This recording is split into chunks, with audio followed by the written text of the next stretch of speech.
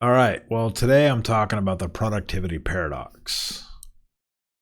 So, back in the 80s, we had this challenge in computer science called the productivity paradox.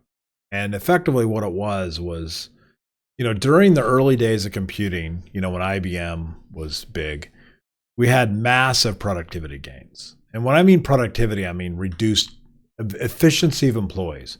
Your employees can be more efficient with computing than without computing. Well, in the 80s, that actually the trend started to reverse a little bit because we were spending a lot of money on technology, but not getting the productivity gains that we were getting before. And this is just simply because computing started to tried to start tackling much more complex issues. And a lot of the problem had to be with our programming languages and the way that we designed software. So that had to get revolutionized, and it was. It became more user-centric to really understand the processes that humans were doing in an attempt to replicate them as much as possible. So when that started to happen, object-oriented type programming languages popped out, and we were able to gain a lot of productivity gains again. Now I think we have a new productivity paradox. And it's a little bit different, but it's a similar concept. Companies are gaining a lot of productivity from their employees, and that's getting better and better and better. They're spending less on employees, and they're getting more productivity, more sales from fewer employees. So the productivity gains are still happening. But personally, individuals are not seeing productivity gains. For example, I don't know if my productivity has improved all that much from where I was 5-10 years ago. The initial investment of technology, cell phones, computing, software, those things gained a lot of productivity. I can certainly do a lot more in one day than I was able to do when I was in my 30s, for example, or 20s. But in the last decade or so, I haven't had a significant number of productivity gains. And I may be a little bit slower now because I'm older, but I'm not that much slower. I'm pretty fast still. Like I manage my computing environment pretty quick. I deal with stuff fast. So I don't know if I've gained much productivity wise. In fact, I would say that all the investments that I have made personally in technology have had the opposite effect. I've started to reduce my productivity. And this is the paradox. Lots of companies are making more money on people like me as digital consumers, so they are getting productivity, but I am getting a reduced productivity by spending so much time with the technology they're selling me. So this is a paradox that we've got to deal with. Now, how do you deal with it, right? How do you overcome this, right? How do you overcome the idea that technology, which should be giving me more productivity, is actually giving me less? So I've got 3 major things that I focus on right now that are helping me, passing it on to you for the good of the order. So first, simplify. This has become a mantra of mine. Simplify, simplify, simplify. Which means I only want technology in my life that is actually serving a genuine, dedicated purpose. So reduce, not accumulate technology. As I look around my desk, it's bad today. Like I have a tablet, a laptop, a phone, I have earbuds, I have a watch, I have 2 or 3 monitors, a PC, a physical PC because I want a faster machine. And then I've got some lights, I've got digital cameras, I've got scanners, I've got printers. So I'm still surrounded by a lot of technical. I've got a treadmill behind me. I'm surrounded by a lot of technology. I've got a Google device in here, I think. I've got LED lights that are wireless. My lights come on and off by a virtual voice command. So yeah, I'm surrounded by technology still. And so my goal now is to reduce, and not just on devices, but also on the software on my machine. I have lots of software. I counted 37 apps that I use from time to time.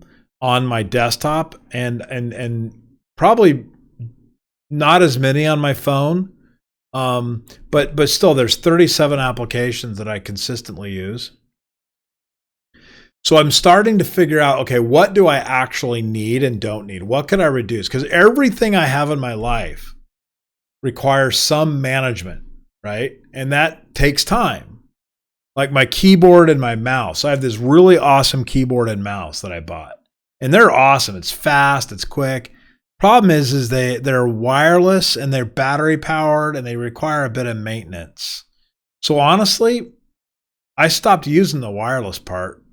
Because I have it always plugged into so I went and bought this really cheap USB power device, plugged it in, and I routed the cables carefully so that my mouse and my keyboard can be connected at all times. I no longer have to worry about batteries or wireless connectivity, because sometimes I would connect to a Bluetooth device and my mouse would go out. So I've just killed that. I no longer deal with that anymore. So it's just a matter of reduce. Second, selecting with purpose. So I am now looking for technologies that can completely eradicate other technologies in lieu of one that's purpose built.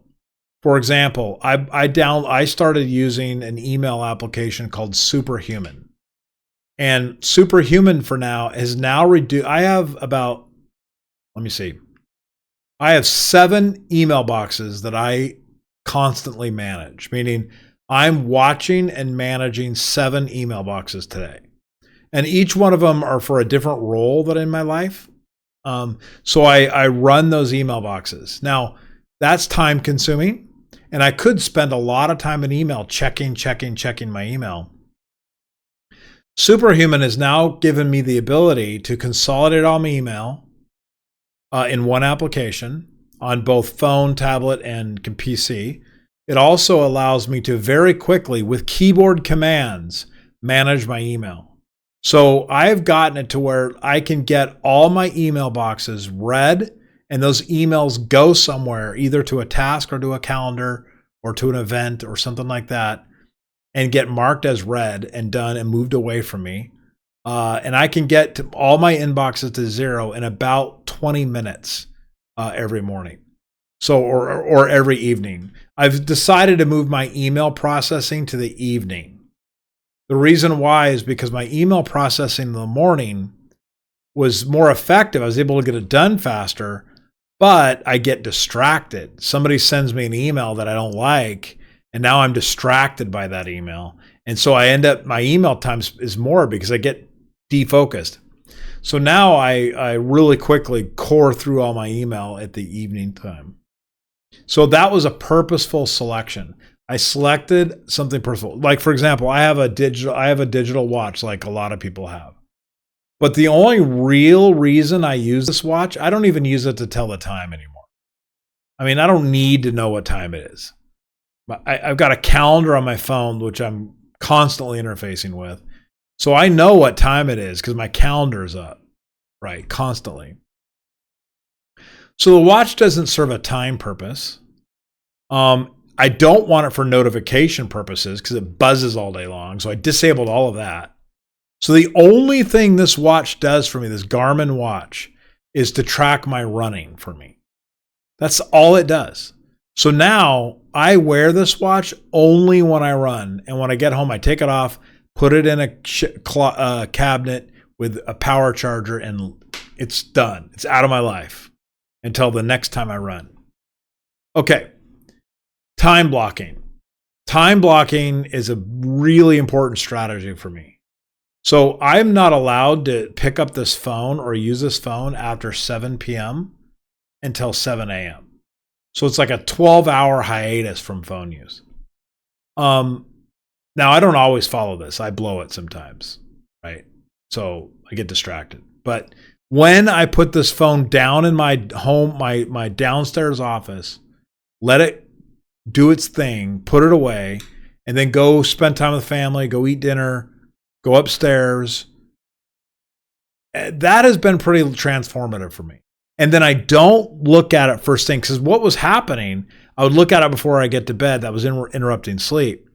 But worse, I would go to bed with the phone next to me, wake up in the morning and get out my phone and start looking at it. And next thing you know, my 5 a.m. run was becoming 6:30 run. And a 6:30 run means that my gym time gets cut short or elongated, or I miss breakfast or whatever, or I don't get to my important planning process I do every morning. So by cutting the phone out until after 7, I now have time to do everything, right? So time blocking is really important. And make sure that you spend your time, like I have a time block for email, and I don't let myself get distracted by email application outside of that time block. So this journey through the modern digital age, we're just going to have to start dealing with how to get personal productivity gains by reducing when and how much technology that we use. You don't know this, but if you were to track it, which I have done, if you were to start tracking how much time you spend with or in a specific technology, you would be shocked. You'd be like, oh my gosh, did I really spend 4.5 hours in social media today?